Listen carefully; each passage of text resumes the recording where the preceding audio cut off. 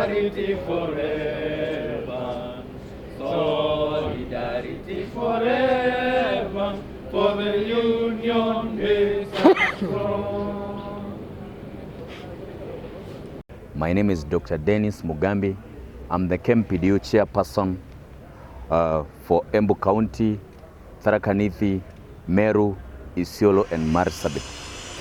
Today we are in Meru County to declare that last week we had given a strike notice that was lapsing today. For the last 7 days, we've been engaging in various meetings with the county executive of Meru County government, but we have not gotten any solution as pertains the payment of salaries for the month of June and July 2022.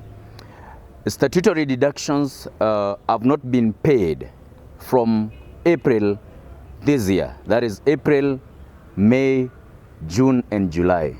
So we are telling our members and residents of Meru County that starting tomorrow there shall be no services across all the hospitals of Meru County.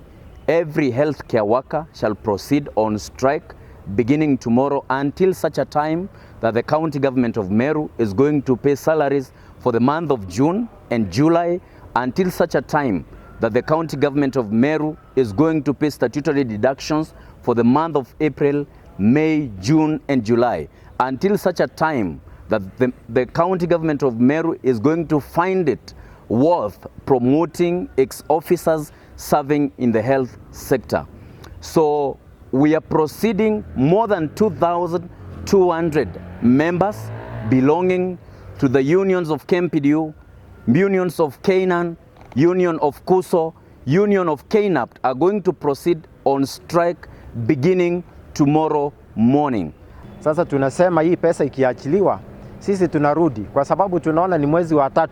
Wale wamejaribu sana labda moja au hili imelipwa mwezi wa 4. Sasa hiyo miezi yote, miezi 3, na hii pesa haijalipwa kwenye benki, NHIF zile tunatumia, KRA.